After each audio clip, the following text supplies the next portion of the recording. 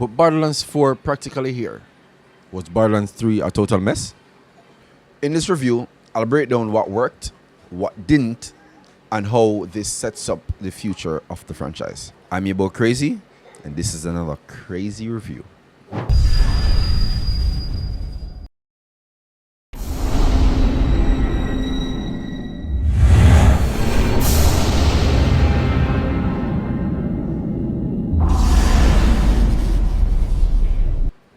Borderlands 3 is an amazing game, yet it fell short in so many different areas. When it comes down to loot, it definitely exceeded my expectations to the point where I was annoyed with the amount of different guns I'm able to use.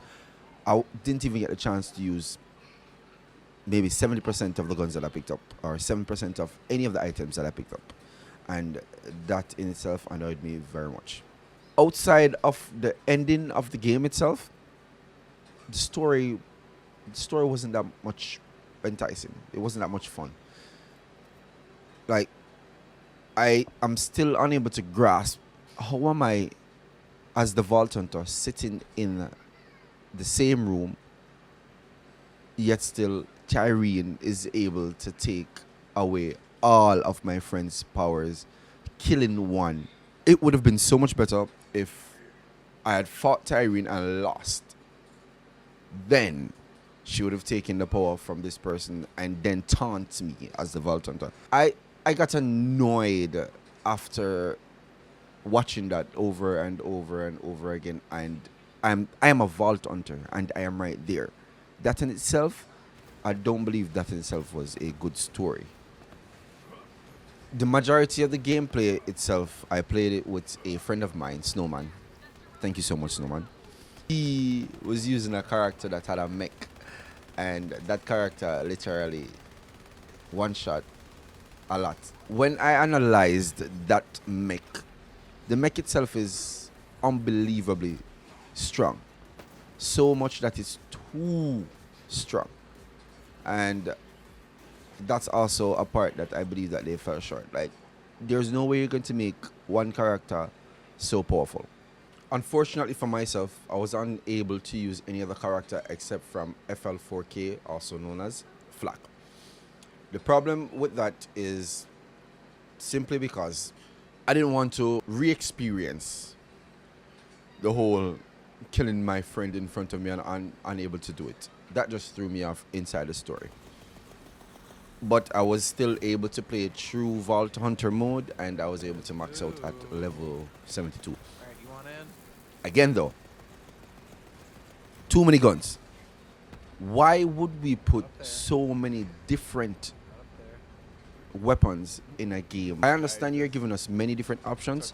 However, why would you put so many different options? It throws the entire scenario off. If you're playing I believe that if you're playing a character and the RNG should be based around that character, with maybe like a 5% chance of you gaining something else for a different character. But when you are going to get so many different things, where do you even find the time to go through all of these guns to decide, all right, cool, I'm going to try this, I'm going to try that, I'm going to try. It throws the entire game off. I remember the first time I played Borderlands 1. Right? I don't even want to speak about Borderlands 2. I remember the first time I played Borderlands 1. I was so amazed by this game.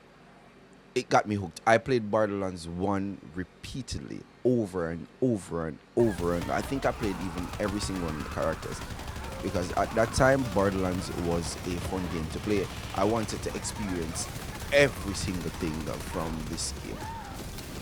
Borderlands 2, I don't think I played every character, but it was something of the same feeling when I was playing Borderlands 2. But the moment I started up Borderlands 3, everything just changed.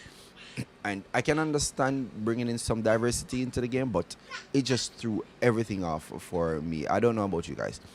I hope that in Borderlands 4 they'll make the RNG more character oriented. I hope that in Borderlands 4 that the story itself is going to be something of an experience, something that I want to re-experience after playing the game. Right? and I hope it's actually some storytelling into it, because there's no way. Don't put me into the same room, just like before in Borderlands 3. Don't put me into the same room with everything else, and I'm unable to do anything about it. Allow me to attempt and force me to fail. Then there are a few things I do like about the game. I love the co-op mode. Like, play with friends is really fun. It's really fun. You can do so many different things. As long as Iron Bear don't one-shot everything in front of you. And that's what's been happening for me mostly. Yep, Snowman, I called you out. You one-shot everything. Alright, I enjoyed Max's tipping jar. Like, that was one of the stuff that I wanted to see in the game, and when I saw it, matter of fact, someone on the stream came and told me about it, because I didn't even realize.